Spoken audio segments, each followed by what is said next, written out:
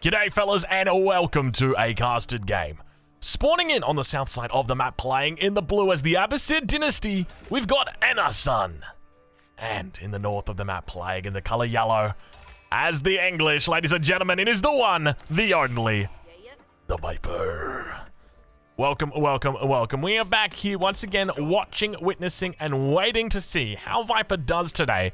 He's on the rank ladder. He is once again climbing up the ladder and looking to try and take out another Abbasid player today.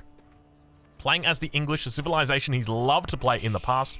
We can see him opening up with what appears to be a wheelbarrow opening, going for that classic 3 villagers on wood, just a handful of villagers on the food, and a couple villagers out on the gold for the moment. Nothing too crazy. Handing in the food over at the gold mine trick. The oldest trick in the book, really. But we will see the mill come down shortly behind the town center. There it comes down now. He's always got the option to do the Vortex farms. You guys will remember the Vortex farms where it enables you to get, I think you can get up to 12 farms technically. It's probably not worth it though. It's worth it for the town center ones. Like you can get, yeah, so you can see right here. So he's going to start off with the 2 in the middle. And then he's also going to get a farm right here on the corner on this little pixel right here on the corner. But it's going to be a single scout opening for him. No real surprise there either. We've seen him move towards this quite a bit recently. Even in games, I think, where his enemy's gone for 2 scouts, he's gone for the single scout.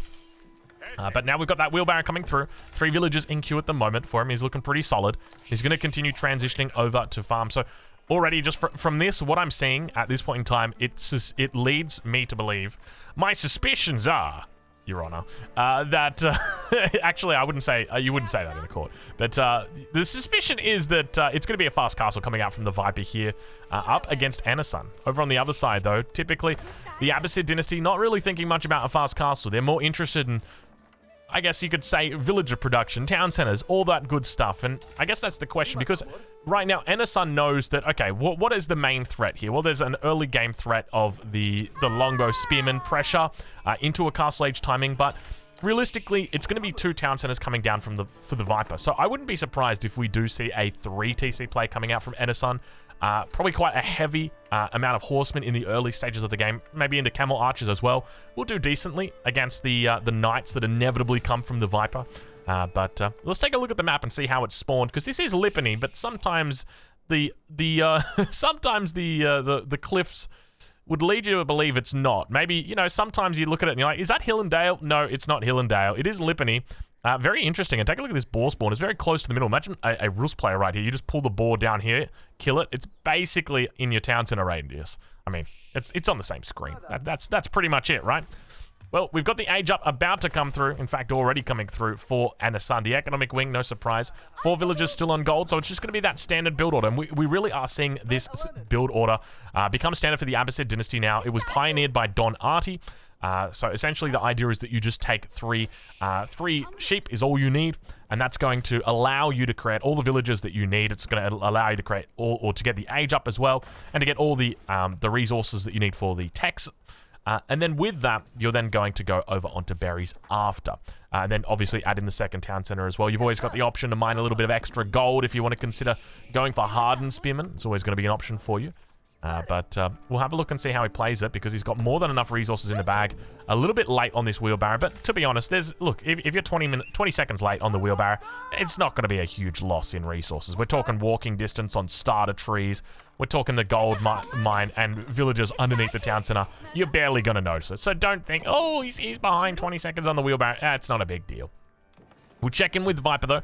He's going to be going for the Council Hall. So no Abbey of Kings shenanigan today. Just going to be sticking with the Council Hall. And we do actually see he's going into a second TC. This is not something that I expected out of the Viper. And for me, this is a little bit curious. Like, okay, I often talk about, you know, synergy, the concept of synergy. It's not just a buzzword in Silicon Valley, synergy. It's also a concept in gaming. And typically, okay, if you think of going for a second town center, what's the idea there? Well, you want to typically get it up as quickly as possible so you can start making villages as quickly as possible. Well, Viper's gone for an early wheelbarrow plus a couple of early farms. Not a huge amount, just a couple. And so to me, this is kind of like, well, there doesn't seem to be synergy with this opening in that there's a wheelbarrow, but there's also a second TC. If this was a direct to fast castle, then 100% I could get on board with it. But the fact that he's going for the second TC, I would just say in this position, what you're better off doing, and obviously, you know, this is me talking to Viper, one of the world's best players, what you're better off doing is just rushing up to that feudal age as quickly as possible, maybe get a longbow or two out just to be annoying, and then really just rushing up a town center as quickly as you can. About 5 minutes, you should be able to get it through, which isn't too bad. And we do see a villager moving forward, and Anasan actually going to be looking to block off this little choke point in the center.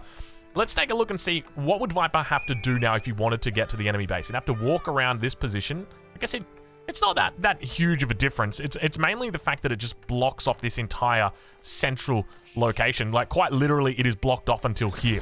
This is the only entrance point, and it's obviously easily walled. I mean, if you really wanted to, you could probably wall it up here. But Viper now reaching up to the feudal age. We can see that second town center has come up. So this is honestly quite a late town center for the English. I've seen them do it at about 450. I think they can get it up. I remember Caspar in the early days was working on I think it was 455 5-minute second TC, and he would actually be mining stone in the Dark Age. He would have 2 vills on stone at the very beginning of the game, if I remember correctly. I remember watching him doing it. I'm like, this is kind of wild. But we do see the single longbowman coming out for the Viper. He's going to be moving straight into double villager production here. We'll check in on the other side of the map as Anasan going to be doing the same thing and going to be working towards that third town center. Now, obviously, Viper going to be able to keep parity with that as soon as he hits the castle age, because he's going to have the King's Palace there. So I guess the question is, you know, how much of a bonus is the Abbasid actually going to be getting when it comes to their fresh food stuff? So one of the things to remember, and I talk about this often, don't think of fresh food stuff as an economic upgrade. It is not. It is a military upgrade, because it allows you to save on food for those villagers and spend it elsewhere, whether that be tech, whether that be military, and typically it is going to be military. So let's say, as an example, and we've got a villager just running a little bit rogue here into the longbow. But let's say, for example, so at the moment, you know, there's 28 villagers out. He's probably made 5 or 6 villages with fresh foodstuff. So let's say, you know, you make 100 villagers with fresh foodstuffs. You're saving 2,500 food. 2,500 food. That's enough food for you to make 25 horsemen. You can see the difference, right? Because once you get to, you know, 200 population and you've got 25 horsemen and your enemy is, well, that's the deficit, well, that becomes massive. That becomes absolutely huge. And then obviously that continues throughout the game. If you're being raided, if you're still continuing villager production, you're always going to have this excess of food flooding into you. But by the same token, don't discount the English. Their ability to have a huge amount of farms and have some of the best farms, well, not just some of the best farms, the best farms in the game. We see the additional harvest rate coming in an extra 20%. Also going with survival techniques. I love it. The Viper out here on the deer patches. One of the things that you do often see English players do, and this can be a burden for a lot of English players, is they will really look to commit to a heavy farm focus in the feudal age, and they'll think, okay, well, look, if I'm going with farms, then I've got to be 100% all in on farms, and it means no berries, it means no deer, it just means we're going in on the farms completely, and you won't eat these sheep. But the consequence of that is that you will fall behind a little bit in the short term. Obviously, in the longer term, farms are going to be very, very helpful and handy. But realistically, in the early game, what Viper is doing right here is 100% on the money. Exactly what he should be doing. You've essentially got 15 villagers on farms that didn't have to pay for farms, and you know that's quite a lot of resources when you're thinking about it. You know, 600 plus resources. But Longbow moving out over on this side of the map does actually spot out a villager. I suspect he should have seen that villager. He's seen the wall and he realizes that it comes through, and now having taken out the wolf, the villager, gonna be making a mill. No, Viper wanted to. I was going to say Viper wanted to. He could let this mill come up, but I mean, he's not going to be moving out here to take berries. He's happy with his farms. Let's be real there. Age up about to come through for him, so no surprises as the horseman also going to be coming out to meet this position. Villager going to be going down 100%. Unfortunately, not going to be able to escape the scout. Longbowman losing its life. All villagers to the King's Palace. The King's Palace now under construction for the Viper. Definitely thinking about, or not just thinking, but acting on getting up to that castle age. We can hear him under attack on multiple sides of the map. We'll check in over with Anasan, see how she's doing. Second town center coming up on these berries. A total of 3 TCs now. Still gathering up stone as well. To me, that indicates, hey, Anna is not quite yet done with town centers. Obviously, we'll know exactly what the Viper is up to. Did spot out that second TC a bit earlier, and we'll know about the King's Palace. So probably wants to keep ahead. You got to remember that obviously it's not just about keeping up with, it's also about keeping ahead of the enemy. But more walls just being denied out for the moment. And look at this, we got Anna moving over towards this east side of the map, looking to pick up a nice little position here. No real sign of an age up just yet. heavy focus on the Feudal. Focal. Jeez, Focus and Feudal together in one. There you go, Focal. Viper now up to the Castle Age. Going to be picking up an upgrade. We see he's got double Broadaxe in the queue at the moment. Nothing else really for the moment. We'll have a look and see when it comes to production exactly what he's got going on. A barracks out, just chilling out for the moment. So do we potentially see a fast Imperial out? Honestly, fast Imperial wouldn't be terrible in this matchup. He's done a decent run through here, has spotted out that there's no production buildings. At least he hasn't spotted out the production buildings. He knows about the horsemen. So he can look to play a little bit more defensive. I wouldn't be surprised to see maybe like a 15, 16-minute Imperial coming out of the Viper right now. So 3 TCs is going to be pumping out villagers non-stop. Villager count at the moment for the Viper. 52 compared over to Anna. We've got Anna sitting at 56. So able to keep up only 4 the difference. The big factor here for the Viper, though, is up in the Castle Age. It's going to be able to jump out on the map and pick up the relics. So we've got 1 relic, 2 relics, and of course that wall has not quite come up. There's the 3rd relic over there. 4th relic in the middle of the map. Still going to be a way for a Viper to get over towards it as well. It's not a terribly far away relic. And then 5th relic, very far away, locked behind these walls that are yet to be built, but shortly under construction, undoubtedly. How did this scout get away? I swear, this always happens with my horsemen. I don't know how, I don't know why. I would tell them like, hey, just go and kill this, well, go and attack this scout. And you right-click the scout, and you expect it to just follow the scout, because it's got a faster movement speed, 1.62, compared to the horseman, which has got 1.88. So it just makes sense, right? Like, it would just naturally kill it. But it doesn't, it always does. Like, the scout will always get away, and now the 4th town center are going to be coming in for Anna. So definitely a mogul move moving forward for Anna. Age up now coming through as well. It's going to be the culture wing. It is indeed the culture wing. Camels as well as horsemen moving out towards his position. We'll check in with the Viper as he's continuing to look more and more like a fast Imperial coming through for him. We can see that he's already picked up horticulture. No fertilization just yet in queue. But do expect to see that one come through Viper. The kind of guy who is not going to be forgetting his economic upgrades. He loves to go for a good little economic upgrade, and we see that villager being chased away. He's done such a great job of just keeping these villagers back throughout the entirety of the game. We saw villager number 1 picked up, villager number 2, villager number 3. I think we also saw villager in the middle of the map. I don't think it actually got attacked, or I don't think it got killed, rather. Villagers did get denied on this front position. So we've got a nice little diversification here. It looks like 2 stables, 2 barracks, and 3 archery ranges coming out for Anna's son. Check in with the Viper, though, and see how he's doing as he's got that monastery up. We'll have a look and see whether the... we can see the spearman's done a runaround, but fortunately, it doesn't look like any monks on the way out just yet. Hold on, Drongo. Hold on, my friend. Relic number 1 gets dropped in. Monastery looking hot, healthy. And now down towards the south side, we can see that villager continuing to do what it does best. Sneaky little walls. Sneaky little walls. And I guess Anna, I mean, we can tell from the way that Anna is playing that it's a big part of their play style to wall up. So when you think of wallers, you think of people like Beastie, you think of people like... I mean, he doesn't really play the game any much, but me coming from the Age of Empires 3 community, I think of Corix. That's a really big one. He used to wall up like crazy. It was terrible. Oh my lord. I remember playing a game against him. He walled like 15 layers of walls. I'm like, bro, what are you doing? Like, just die already, man. It was frustrating. Let's just put it that way. But Anna's son, I mean, not really making layers, just kind of like walling up like crazy, I guess. You know, it kind of like GUA, walling up like crazy and going Imperial. But Anna's son now up to the 3rd age. Going to be picking up some upgrades. We see veteran archers, also veteran camels. And no, interestingly, preservation of knowledge. There's not really a lot of pressure coming out from the Viper, but he steals away one of the relics from the center. So that's going to be 4 relics for him. I say 4 relics as another layer of walls looks to come in. Hold on a minute. We might have walling up like crazy. Mosque coming out over on the west side of the map. We still see there's a relic behind the walls. A hole in the wall still stands at the moment. Scout going to be able to spot that one out. Sacred Site in the middle going to be captured here. He's working his way through this palisade wall, and Viper now really heavily committing to what appears to be a bit of a Castle Age play. We've got armor cladding coming through. Also military production. +1 ranged attack. So Steeled Arrow going to be the choice of upgrade from here. Interesting. I would have gone with +1 and +2 ranged armor, which he's yet to get through just yet. Works very well with the armor cladding of the men at arms. It makes it so that you're taking a lot less damage from those camels. You know, if we have a look at the camels, right, they're doing 14 damage at the moment. A men at arms has got a base of 4 armor.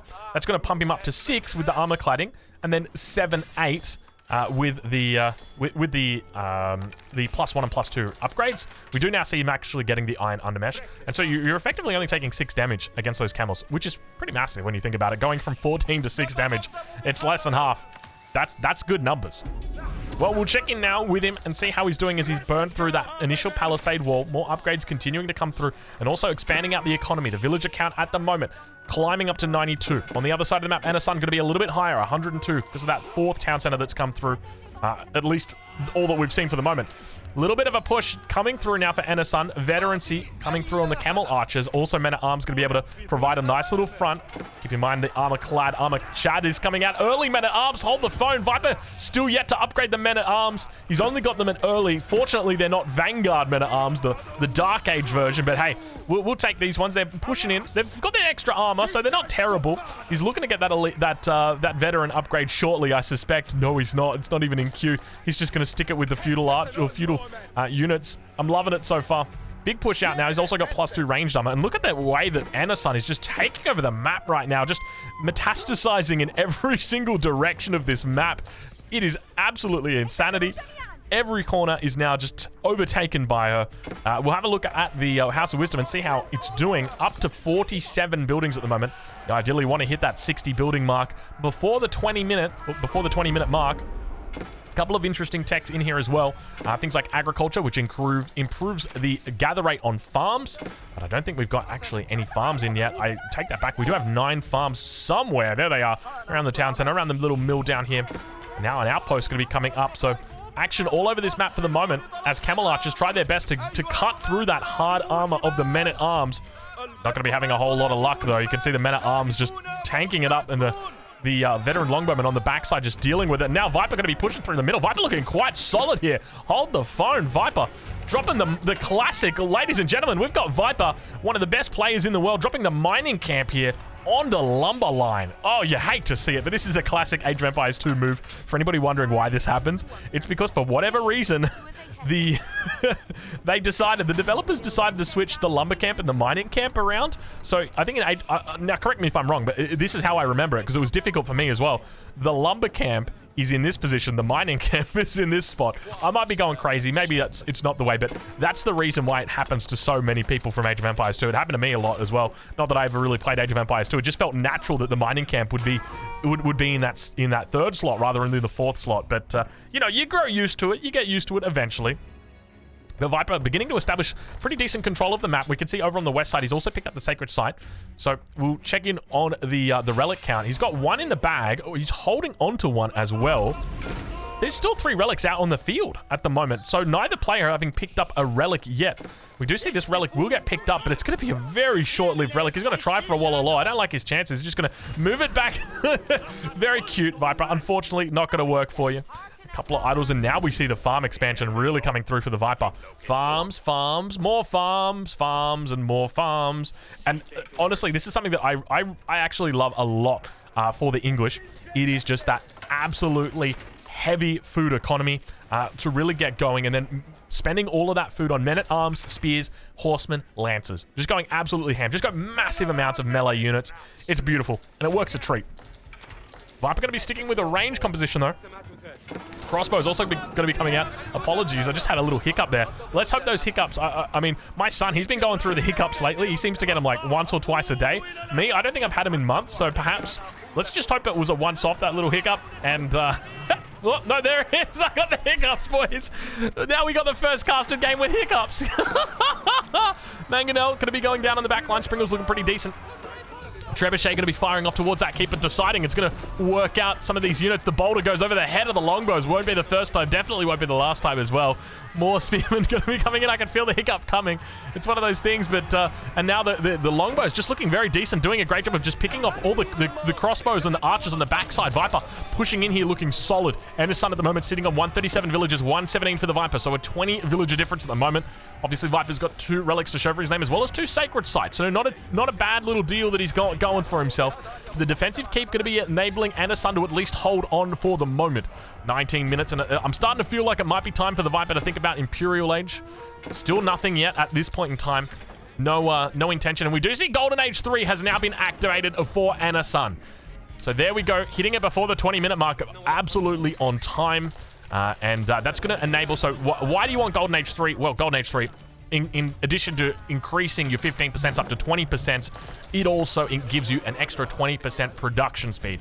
So we can take a look right now and see, oh, okay, well, a Men-at-Arms here takes 18 seconds. Well, I shouldn't use Men-at-Arms, that's a bad example. A Spearman here takes 12 seconds. Well, let's go check what the English Spearman takes.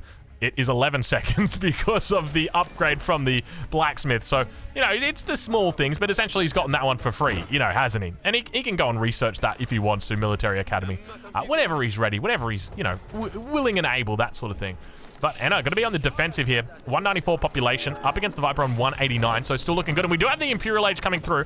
It's going to be the Wing Guard. Now, hopefully he's learned his lesson and hasn't put the Wing... My God, what... Viper, don't do me like this.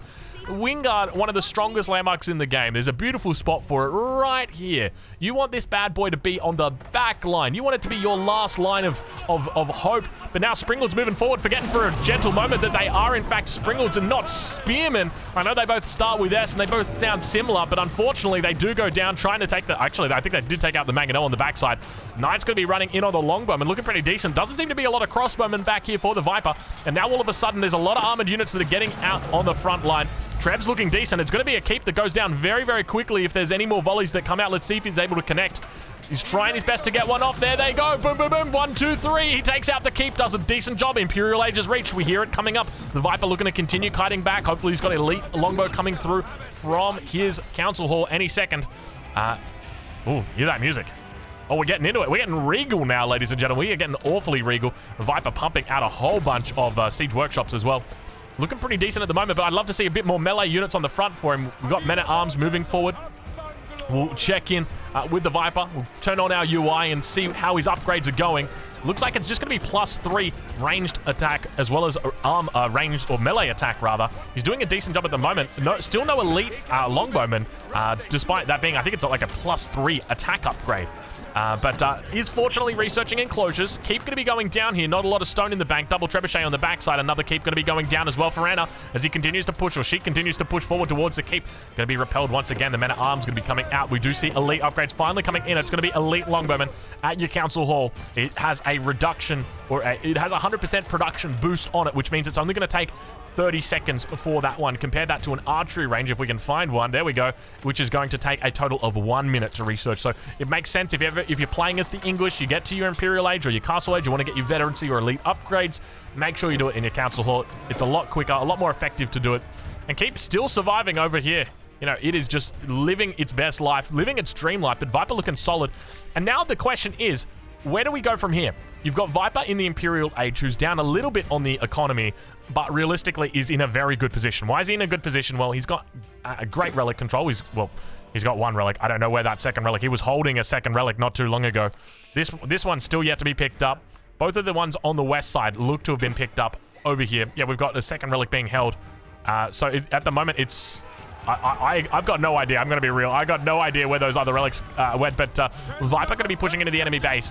And the Abbasid dynasty are no pushover in the late game. In fact, one of the best late game civilizations, arguably the best late game civilization.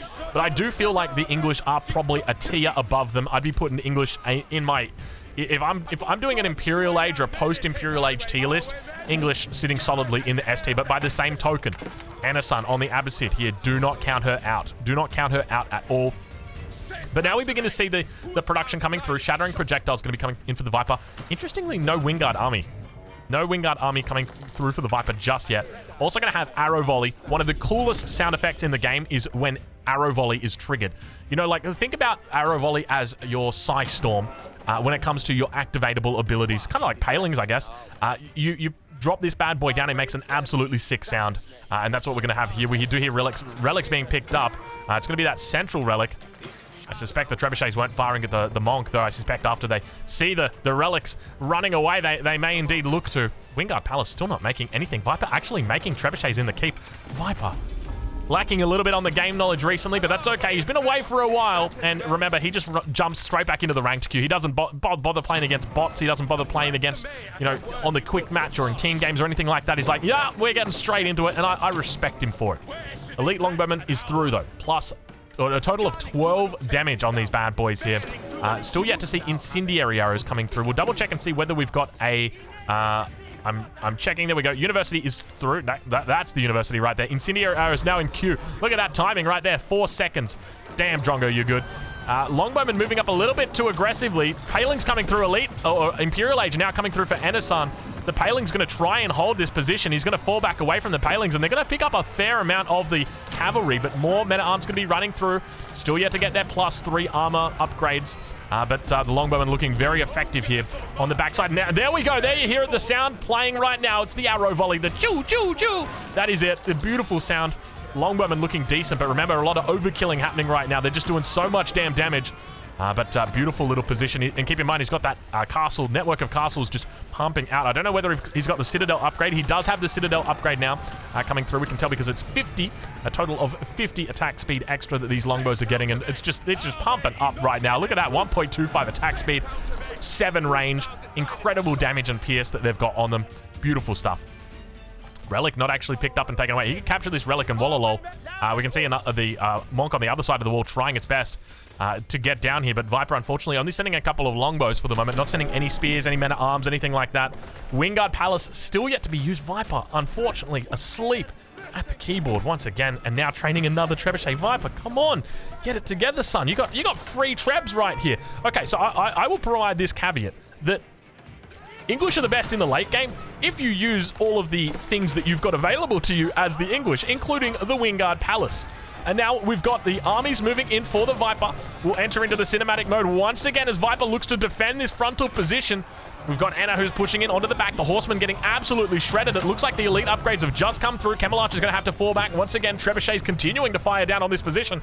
Viper doing a decent job of pushing up and gaining control. If this keep goes down, he's going to be able to push up onto the production. There's not a lot of space back here for a keep. He might have to think about, or she might have to think about deleting a couple of these positions or a couple of these production buildings. And we do hear some more attacks going off somewhere across the map. So we'll check in and see exactly where they are. It looks like it might be a bit of a counter raid coming in on the north side. Viper going to be losing villagers out here. Just remember, he's got those 3 TCs, so in the event any of the villagers go down, he's going to be able to produce them at 3 at a time. And now the Camel Arch is moving forward, one of the strongest units in the Imperial Age on Anasan. Doesn't look like Incendiary Arrows has come through just yet, but we do have a couple of other upgrades. Biology going to be the most notable one. The Camel Archers are an incredible unit because in the Imperial Age, they are affected by so many decent upgrades. Biology increases their health. Incendiary Arrows increases their attack. It just puts them in such a great spot in the late game because they scale really, really well. And also because of the short range, you typically find they don't actually do a lot of overkilling, and that's the consequence of longbows having that long range. But Incendiary Arrows now for the Viper. He's up to 14 damage on that, and look at the raids coming through. Anasan pulling a play right now out of the Viper's handbook. It's a beautiful little positioning. The keep does get taken out. Unfortunately, the Trebuchet is doing a decent job there. Camel Archer numbers looking very healthy at this point. And the question is, how do you deal with this? Well, the longbows are going to be effective against them. And they're going to be able to maintain that at range, but you've got to be able to protect those longbows. That's going to be a key factor here. So you'd expect to see Spearmen out. Men-at-arms potentially. But even the Men-at-arms, they've got 10 armor. Elite Camel Archer don't care. Honey Badger don't care. Elite Camel Archer don't care. 18 damage on those bad boys. Absolutely shredding, and not to mention extra damage against light armored or light armored units. I think it says light armored units. Light melee infantry. There you go. So your Spearmen are going to be copying extra damage. Viper on the other side still getting raided to pieces. He's down to 119 vills at the moment. Looks like that relic did actually get picked up, but the question's going to be by who? And hold on a minute. Viper going to be going for a little counter attack on the south side himself. He's opened up a hole in the wall, and at the same time up towards the north, we just got attacks going down everywhere. A little bit of a counter position. Still yet to move in onto that sacred site, but holding on in the middle. Camel Archers continue pushing through, managing to just take so much damn damage. Look at the volleys coming out from the longbows. Not having a whole lot of luck. Outposts just getting taken out together with the keeps. Viper sitting on 202 stone at the moment. Not a beautiful amount of stone. When it comes to stone that's left on this map, there's a couple of outcroppings that exist. There's the 1200 over here, 1200 over to the west side. Other than that, it looks like the majority of the stone has been evaporated. Oh, there we go. Never mind. I was going to say, Drongo, make sure you check the one on your screen. Just check on your screen, because typically that's where you miss the things. You're like, yeah, there's no second town center, and there's a town center right in the middle of the screen. It's like, yeah, don't worry, there's none. We once again heard that lovely sound coming through, and Viper looking very strong in this position. Looking like it's going to be a classic English clinch of the victory here, just using that beautiful power of the English, the non-stop trebuchets. Has he worked out the Wingard army yet? Still hasn't worked out the Wingard armor. Viper, we got to talk about this Wingard army, mate. We got to talk about this landmark. Oh, my lord, Viper. Viper making landmarks and not using them since 2021. Actually, it's probably a bit early. No, you know what? It's probably 2021. That's when Age of Empires 4 came out. The first game to have landmarks. I mean, technically, Age of Empires 3 did have wonders in it. So, you know, for the Asian civilizations, the Chinese, the Indians, as well as the third civilization, the Japanese. But Viper actually might be pushing in here to kill Enisan. This could be really bad right now for Enisan. Enisan, oh my god, Enisan on 143 population. Viper looking quite strong. Oh, this could be a Viper victory right here and now. Town Center going down. He's going to begin focusing on the House of Wisdom. 17,000 health on this bad boy. I want to check the university. Let's see. F4, F3 maybe? F3 university. We do not have Court Architects. If Court Architects is in, it's going to give her a little bit more health. But now the Camel Archer is going to be pushing through. Knight's going to be coming in as well. Horseman, it's a full cavalry composition. No spearmen out here at the moment. This could clean up the Viper, and he could be in a little bit of a tough spot. Now, keep in mind, there's counterattacks all over the map. Villager count at the moment, 106 for Enisan, 116 for the Viper. He's trying his best. Court Architect's going to be coming through for him. He's falling back from this position. Viper not looking the best right now. Viper going to continue rallying troops towards the center, but remember, the further you push towards that enemy base, the longer those reinforcements take to get to the front line. And now the Knight's going to be looking to rampage through the back line. The longbows with absolutely no protection, once again entering into the cinematic mode to witness the Viper try and defend this position. Spearman going to be coming forward, get absolutely annihilated by the camels, and the cavalry composition coming out right now from Enisan. He's looking incredible. He's trying his best to deal with it, but the Viper just struggling here. No keeps at all to deal with this. The trebuchets have been incredible, and Viper unfortunately not making use of that Wingard army. And look at the numbers here from Enisan. This is impressive stuff coming out from her. The insane Abbasid player, the blue Abbasid player. She's done incredibly well this game with the 4 TCs in the bag, and now looking to push back the Viper. More and more reinforcements going to continue flooding in. We see horsemen, we see knights, we see crossbows on the back line, and Viper going to be trying his best to hold on. And once again, look at the Camel Archer just focusing down the siege on the front line. They don't even care about the units, and now we've got all 3 sacred sites have been taken by the Viper. He's looking to hold on once again. Get off our screen, you damn sacred site message. And Enisan does get pushed back away from this. And now the question is, what is the villager count for Enisan? Because that is going to be able to tell you the tale of where these two people are up to. Viper still on a maxed out 200 population, 115 vills, 87 villagers for Enisan. Push at the same time on the north side, being pushed away. Bombard is out. Viper doing a great job. And now also we've got units down on the south side, forcing them out. Trebuchet is still alive. He's got 2 more rolling down the middle of the map, and Viper looking like he might come in here and push this one out. I tell you what, right until the end there, I was concerned for Viper. I tell you what, I reckon Anna might do it here. Doesn't look like she's been able to pull it off, though, so maybe next game, Enisan, you will have your chance. Fellas, I hope you've enjoyed this casted game. Make sure you check out Viper. I'll leave a link in the description of where you can watch his YouTube content. And of course, I'll catch you guys in the next one.